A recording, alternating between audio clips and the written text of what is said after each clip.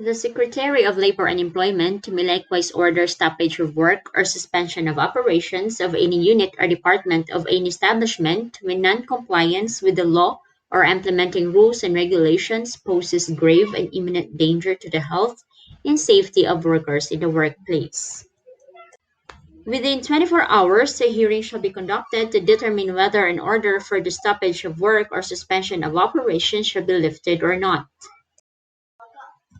In case the violation is attributable to the fault of the employer, he shall pay the employees concerned their salaries or wages during the period of such stoppage of work or suspension of operations. It shall be unlawful for any person or entity to obstruct, impede, delay, or otherwise render ineffective the orders of the Secretary of Labor and Employment or his duly authorized representatives issued pursuant to the authority granted under this article, and no inferior court or entity shall issue temporary or permanent injunction or restraining order or otherwise assume jurisdiction over any case involving the enforcement orders issued in accordance with this article.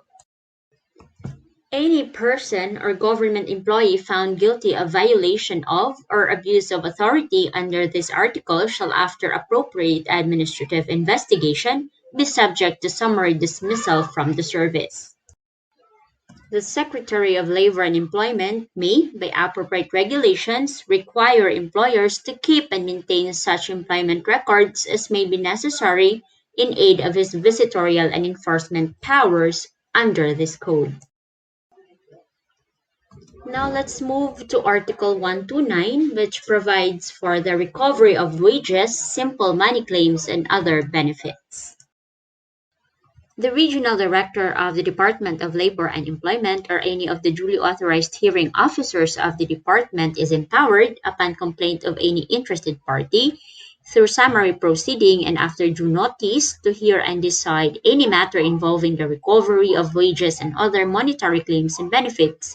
including legal interest owing to an employee or person employed in domestic or household service or house helper under this code, arising from employer-employee relations, provided that such complaint does not include a claim for reinstatement, and provided further that the aggregate money claims of each employee or house helper does not exceed 5,000 pesos. The regional director or hearing officer shall decide or resolve the complaint within 30 calendar days from the date of the filing of the same. Created using Powtoon.